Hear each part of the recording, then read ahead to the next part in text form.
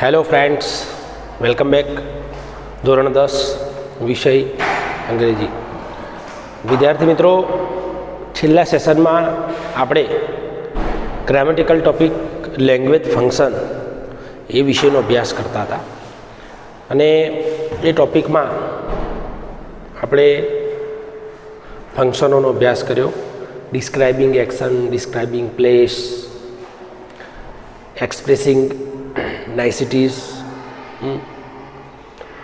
આવા અલગ અલગ પ્રકારના ફંક્શનોનો આપણે અભ્યાસ કર્યો. રિમેઇનિંગ જે ફંક્શન્સ છે એનો આપણે આગળ અભ્યાસ કરીશું. Talking about time. Talking about time, સમયની વાત દર્શાવવામાં આવી છે. ડિસ્ક્રાઇબિંગ ટાઈમ એ ફંક્શન અલગ છે. આ શું છે? ટોકિંગ અબાઉટ ટાઈમ એટલે કે વાક્યમાં સમયની વાત કરવામાં આવી હોય. ખાસ એના એટ્રીબ્યુટ્સ જોઈએ તો પૂર્ણ વર્તમાન કાળ. જો વાક્ય પૂર્ણ વર્તમાન કાળનું આપેલું હોય, વાક્યમાં એના ઇન્ડિકેટર્સ વપરાયેલા હોય તો ટોકિંગ અબાઉટ ટાઈમ આ ફંક્શન તેમાં રહેલું હોય છે. યેટ, ઓલરેડી, એવર, નેવર, આ પ્રકારના જો સમયદર્શક શબ્દો એમાં રહેલા હોય તો એ વાક્ય ટોકિંગ અબાઉટ ટાઈમ ફંક્શનને બિલોંગ કરે છે. એક્ઝામ્પલ્સ જોઈએ. Amit has just finished his work.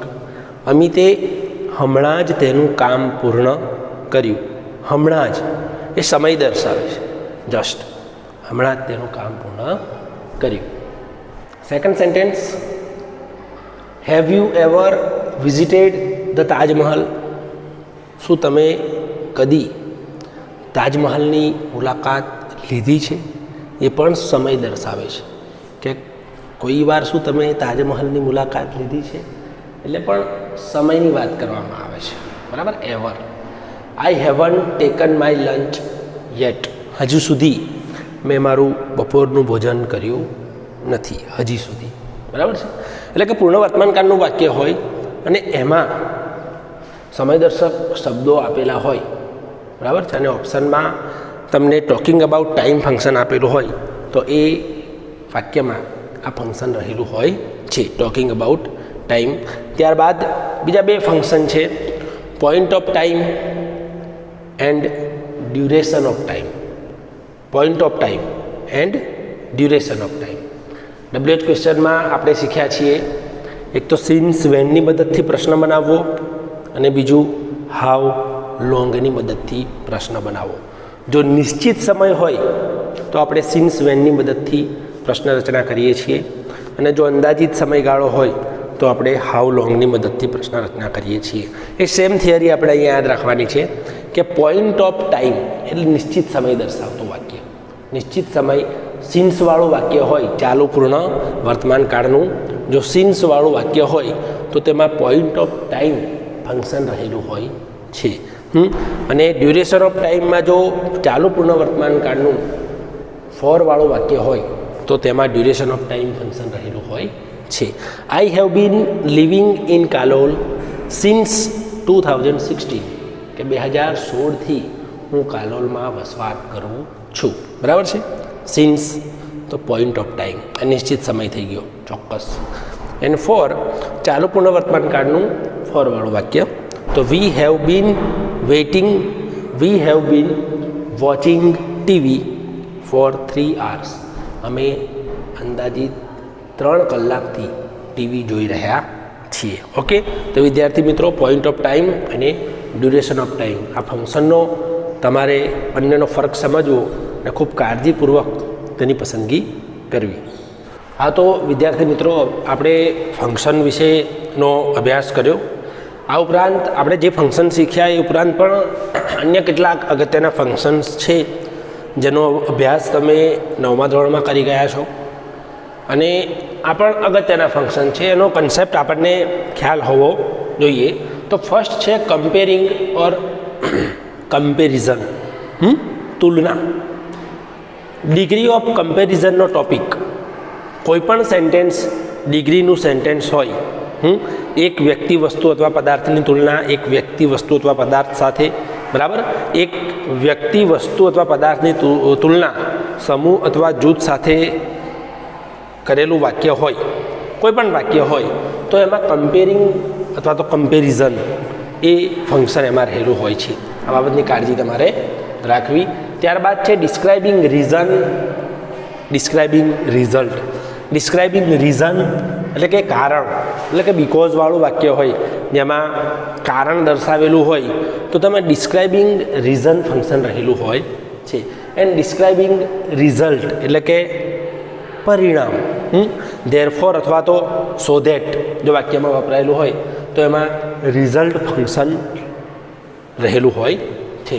ત્યારબાદ છે purpose, describing purpose, expressing purpose એટલે કે હેતુ. વાક્યમાં ઇન્ફિનિટિવનો ઉપયોગ થયેલો હોય, ટુ વાળું વાક્ય દર્શાવેલું હોય. I went to market to buy books. I went to market to buy books. To buy books પુસ્તકો ખરીદવા માટે. શા માટે? એટલે વાયથી જે વાક્યનું પ્રશ્ન રચના બને છે તેમાં પર્પસ ફંક્શન રહેલું હોય છે.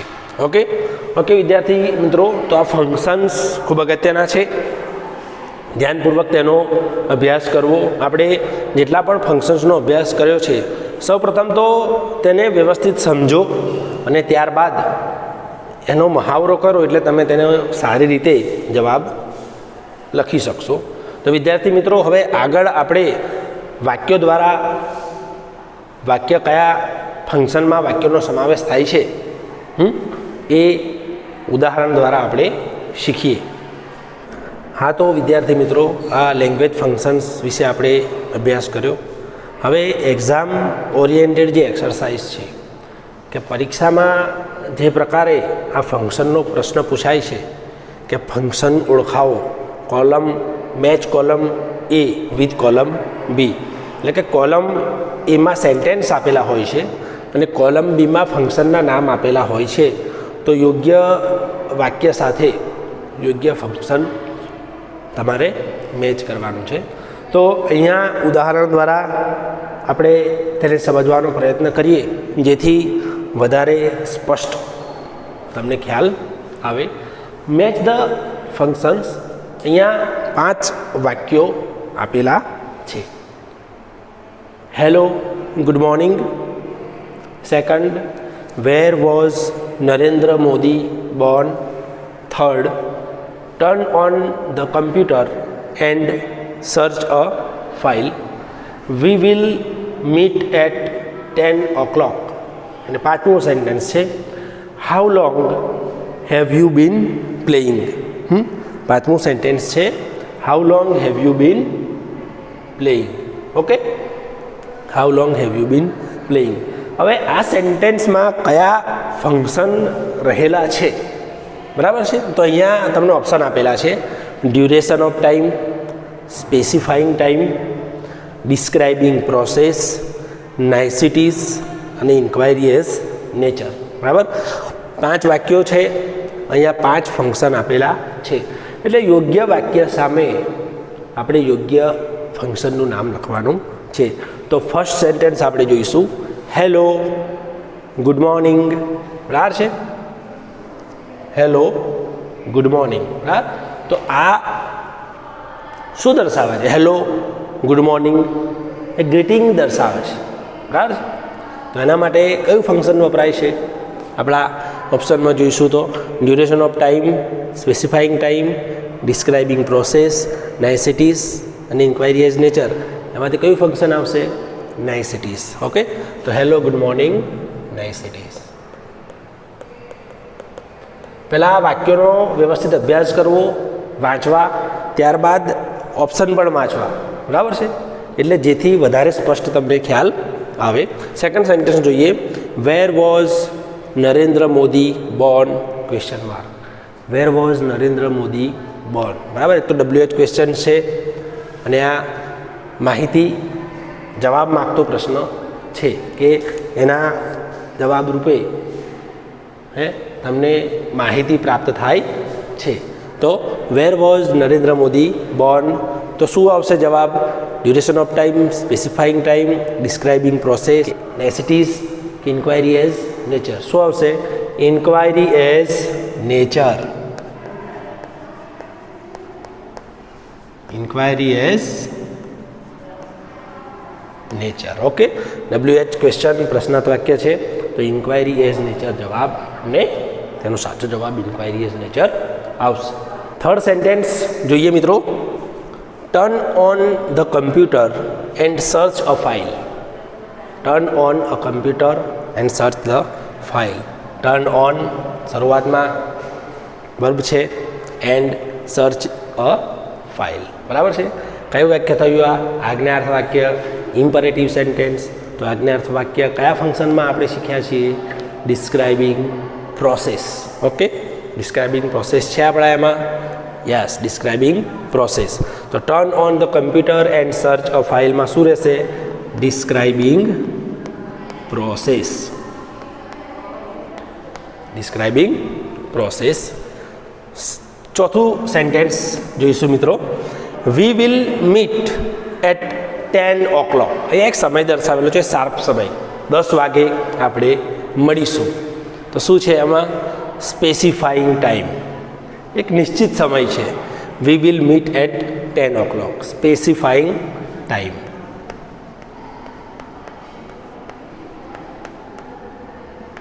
Specifying time. Okay, we will meet at 10 o'clock. Specifying time. આગળ જોઈએ. How long have you been playing? Okay, how long have you been playing. હવે અહીંયા ક્વેશ્ચન માર્ક છે એટલે આપણે એને ઇન્ક્વાયરી એઝ નેચરમાં બહુ ઉતાવળ કરીને નથી લખી નાખવાનો જવાબ. બરાબર, કેમ કે આ તો આપણે ઉપર આનો વેર was Narendra Modi was Born, ત્યાં આપણે ઇન્ક્વાયરી એઝ નેચર લખી નાખ્યું છે. બરાબર, પરંતુ તમે ઇન્ક્વાયરી એઝ નેચર ઓપ્શનમાં જુઓ અને અહીંયા પ્રશ્નાર્થ વાક્ય જુઓ અને ઇન્ક્વાયરી એઝ નેચર લખી નાખો, ના, એ જવાબ તમારો ખોટો. કેમ કે પહેલાં બધા જ વાક્યો વાંચો. આ પણ પ્રશ્નાર્થ વાક્ય છે, આ પણ પ્રશ્નાર્થ વાક્ય છે, પરંતુ આનો જ જવાબ આવશે ઇન્ક્વાયરી એઝ નેચર. કેમ કે આ તો હાઉ લોંગ વાળું વાક્ય છે. બરાબર છે, એ અંદાજિત સમયગાળો દર્શાવે છે. એટલે ડ્યુરેશન ઓફ ટાઈમ ફંક્શનનું આ પ્રશ્નાર્થ વાક્ય છે. બરાબર છે. એટલે કે how long have you been playing? તમે કેટલા સમયથી રમી રહ્યા છો? હવે આના જવાબ રૂપે અંદાજિત સમય મળે તો હાઉ લોંગથી જો પ્રશ્નાર્થ વાક્ય પૂછેલું હોય અને એનો જવાબ તમારે લખવો હોય તો ત્યાં શું આવશે જવાબ? Duration of time. Duration of time. Okay વિદ્યાર્થી મિત્રો, ખ્યાલ આવ્યો કે હેલો ગુડ મોર્નિંગ, તો એમાં નેસેસિટીઝ ફંક્શન આવશે. વેર was Narendra Modi Born? Wear was Narendra Modi Born? WH question, non WH ક્વેશ્ચનથી કોઈ પણ પ્રશ્ન પૂછેલો હોય, બરાબર છે, તો તેમાં ઇન્ક્વાયરી એઝ નેચર અથવા તો સિકિંગ ઇન્ફોર્મેશન, આ બેમાંથી એક જવાબ આવે છે. Inquiry as nature. Turn on the computer and search a file. Computer ચાલુ કરો અને ફાઇલ શોધો. Turn on the computer and search the file. Imperative sentence તો ડિસ્ક્રાઇબિંગ પ્રોસેસ. ઇમ્પરેટિવ સેન્ટેન્સની શરૂઆત હંમેશા વર્બ ક્રિયાપદની મદદથી થાય છે, એ બાબતની ખાસ કાળજી રાખવી. વી વિલ મીટ એટ 10 o'clock. 10 વાગ્યાનો નિશ્ચિત સમય દર્શાવેલો છે, તો specifying time. How long have you been playing? Question mark. Duration of time. Okay, તો વિદ્યાર્થી મિત્રો, આ રીતે ખૂબ કાળજી રાખી, નાની નાની બાબતો ધ્યાનમાં રાખી અને નિશ્ચિંતપણે એ જવાબ તમારે પસંદ કરી યોગ્ય જવાબ લખવો.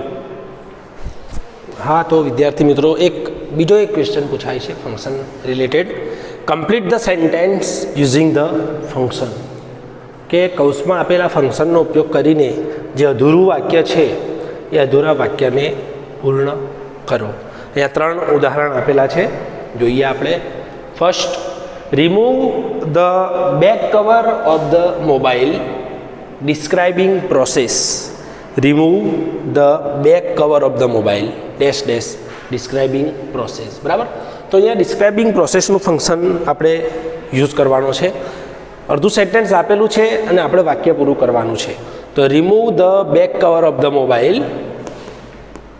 Remove the back cover of the mobile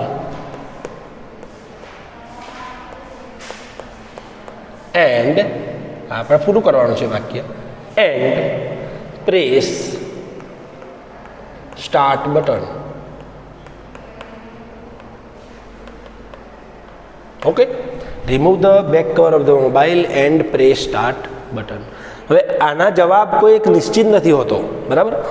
જેમ કે મેચ ફંક્શનમાં જવાબ નિશ્ચિત હોય છે કે આનો આ જ ફંક્શન આવે, પરંતુ આમાં remove the back cover of the mobile and press start button, તમે કોઈ પણ સેન્ટેન્સ અહીંયા એન્ડથી લખી શકો, પરંતુ એ રિલેટેડ હોવું જોઈએ અને ગ્રામેટિકલી સાચું હોવું જોઈએ, બરાબર છે. આનો કોઈ નિશ્ચિત જવાબ હોતો નથી કે remove the back cover of the mobile and take out battery, remove the back cover of the mobile and put your mobile on the table, બરાબર છે. આ પ્રમાણે તમે અલગ અલગ આન્સર તેના લખી શકો છો. ઓકે, નેક્સ્ટ છે Rusil will dash alternative, alternate choice, પસંદગી, either or, neither nor, or. Okay, રુસિલ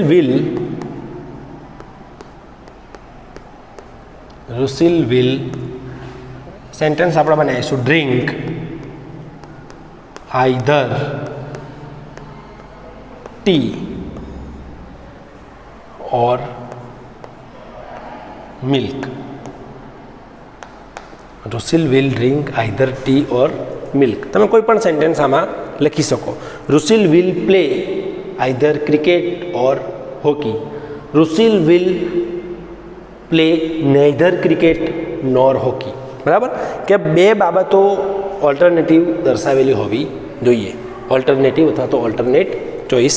third sentence છે બિનર ડાન્સ વેલ કોન્ટ્રાસ્ટ, બિનલ ડાન્સ વેલ, બિનલ ડાન્સ વેલ કોન્ટ્રાસ્ટ. કોન્ટ્રાસ્ટ એટલે કે વિરોધાભાસ, ધો ઓર બટનો તેમાં ઉપયોગ થાય છે. બિનલ ડાન્સ્ડ વેલ, ધો અથવા બટ, ધો વાક્યની શરૂઆતમાં મુકાય છે, આપણે બટ મૂકવાનું છે તો વચ્ચે મૂકીશું. Binal danced well but she. Past form છે તો અહીંયા તમે પાસ્ટ ફોર્મ જ તમારે આગળ કન્ટિન્યુ કરવું પડે. Binal danced well but she could not get first prize. She could not get first prize. Okay વિદ્યાર્થી મિત્રો, તો આ રીતે ફંક્શનના અલગ અલગ ટૉપિકનો તમે અભ્યાસ કરો, ખૂબ કાળજીપૂર્વક તેના જવાબો લખવાનો પ્રયત્ન કરો. આ ઉપરાંત પણ એક ડાયલોગ પૂર્ણ કરવાનું પણ એક પ્રશ્ન તેમાં પૂછાય છે, એનો પણ આપણે આગળ અભ્યાસ કરીશું. હા, તો વિદ્યાર્થી મિત્રો ખૂબ કાળજી રાખી તેનો અભ્યાસ કરો, સંદર્ભ પુસ્તકોનો ઉપયોગ કરો, જૂના પેપર્સનો ઉપયોગ કરી આની એક્સરસાઇઝ સોલ્વ કરવાનો ઘરે પ્રયત્ન કરશો. Okay friends, thank you.